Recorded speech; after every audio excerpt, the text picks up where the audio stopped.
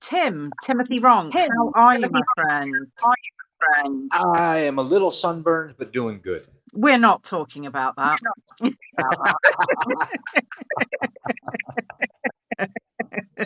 If my hands get cold, I will warm them on your face. That's why there's no baseball cap, because it's actually a little painful to put the baseball cap on. I'm sure. Let's hope it's better too. Right, your part 2 of your defining moments in your life. Yes. What have you got for us? Take it away. So the first one was meeting my biological mother. Yeah. The second one, I think it's best to put a date on it, and that was September 11th, 2001. Right. You know, it's kind of an infamous date in our Yes. history. Isn't it? Yeah. At that time, I was living in New Jersey, but I was working in New York City as a bartender. So Okay. I woke up September 11th, and I turned the TV on. I was hungover as all get out because I was a raging alcoholic. And I saw every channel had the same thing. It's flying into the towers. Yeah. Oh, it was, I mean, it remains, those images still shock, don't they? Well, I took it as an excuse to drink for a week straight. Right. Eventually, had transportation to open back up into New York City, and the bar that I worked at was putting on a benefit for all of the families of the first responders who had lost their lives. I got to work that. In that one night, there were, I think, 23 artists that went across the stage.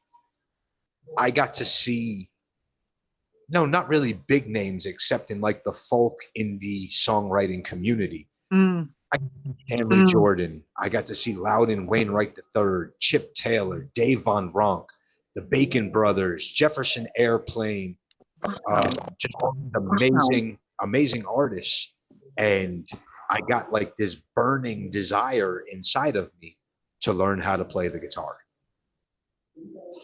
So I went out the very next day, took my tip money, screw the rent. I went out and I bought a guitar. And I bought a book of guitar chords, and I bought a songbook from my favorite band at the time, Nirvana. I actually sobered up for a week, and in that week, I was able to learn how to fumble my way through every song in the book. Well, my alcoholism was really bad, and I ended up in rehab in Alabama a month later. And just so happens they didn't have anyone doing music for the church.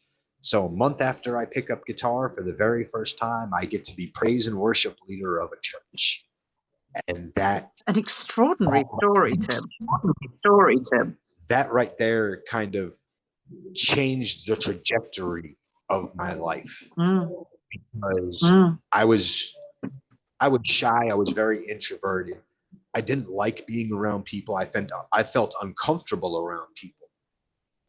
But I discovered that when I had a guitar in my hands and a microphone in front of my face, I felt normal. So I felt at ease. I felt comfortable. Sure, I'd get like the little butterflies in my stomach, but that was just kind of like that little adrenaline rush for me. Hey, yeah, this is what I want to do. Unfortunately, I thought I was better than I actually was. So I never pursued lessons or anything to try and get better, to try and understand what I was doing or how I was doing what I was doing. But that September 11th actually led to what happened when I got locked up. I never thought I'd be able to play guitar again. I thought that was it for me, and it broke me. Music was how I expressed myself, was how I got my emotions out, was how I dealt with everything around me. You know, I learned cover songs and I wrote some really, really cheesy, stupid ones trying to impress members of the opposite sex. I thought I was the best. I thought I was the best thing since Eric Clapton. And I thought I was going to be the next big thing. And yeah, I had all these visions of grandeur in my head. Yeah, I wasn't that good. In hindsight, I can see that I wasn't that good. But when Can I I got, just interject though and say, however, you are, I've been told from the other guys, a brilliant teacher of the guitar in the prison. And according to them, the player.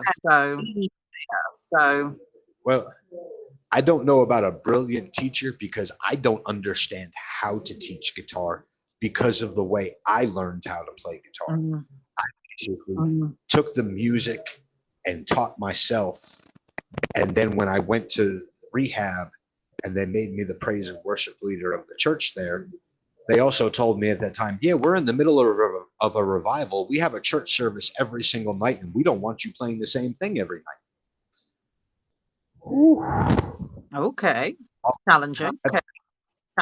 I've got to learn all these songs that I've never heard before. I've got to learn them in the span of a few hours, not days, not weeks, not months, a few hours. And I've got to do this again and again every day. When I'm trying to teach guys how to play guitar, I can show them where their hands go, but I can't show them how to feel the music, how to hear the music inside their head, and how to translate that onto the instrument. All I can do is show them where your fingers go and how to hold it right.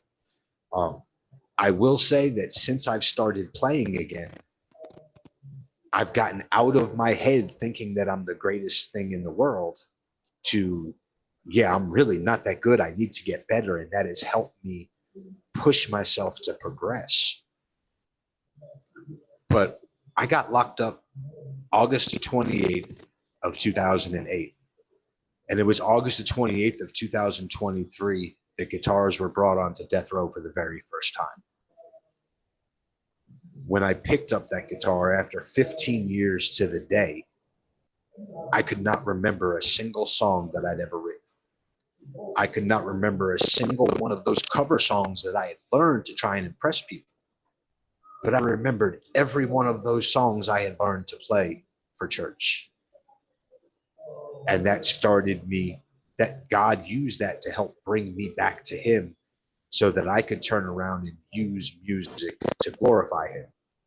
And I guess I've heard I'm Parchman famous for music now, but as long as I'm Parchman famous for doing music that glorifies God, I'm okay with it. Mm.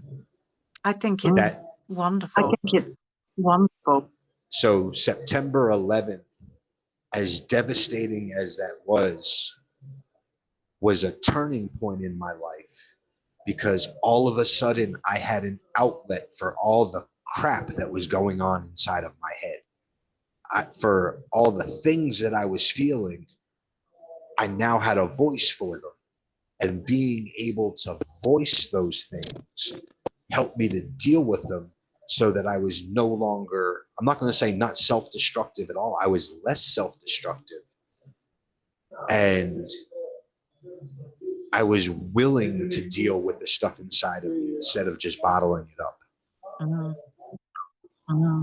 That kind of changed things for me. And I don't know if you're up for any questions about any of this or not, Tim. Don't answer if you don't want to. Was that the turning point with your alcoholism too? Or at least, shall we say, a step in the right direction? Well, see, that started a cycle where I would go to that same rehab. And I love the people there. They're great people, and it's a great program. I just never really took it seriously. But I would go there to dry out.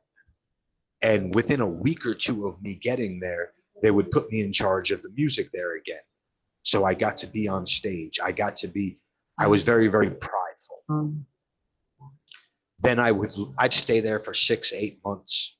I'd leave, and within 2 months, I was drowning myself in alcohol again. I was getting high again. I'd wallow in it for a little while, and then I'd go back to the same rehab, and it would start the cycle all over again. And that cycle continued. That cycle continued on until I got locked up. So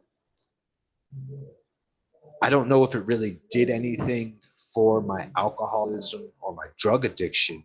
I will say that it lessened the extents I went to, because being able to deal with some of my emotions and my feelings made me less likely to drown myself in Cuervo every night. Right. Gosh, I don't know. You've had a lot of challenges along the way, Tim, a lot of emotional trauma. And it so frequently reveals itself, doesn't it, in this sort of way? Oh yeah. But music became almost like my saving grace. Yeah. Something I could always do. And it's funny, when I first came to Death Row, I got my parents to get me a subscription to Acoustic Guitar Magazine, because I didn't want to let that thing go. I didn't want to let the guitars go.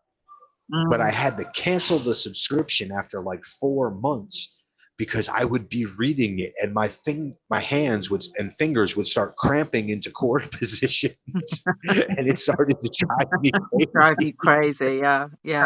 Well, thank goodness you did get guitars. It's a brilliant initiative, bringing musical instruments into prison. I know it's helped a lot of the guys here turn some things around in their life and help them out, and that in and of itself is the reward right there. Yeah, indeed. Thank you for sharing that, Tim. It's brilliant story. Oh yeah. Yeah, excellent. Thank I'm you. in the book. Most people don't want to read it.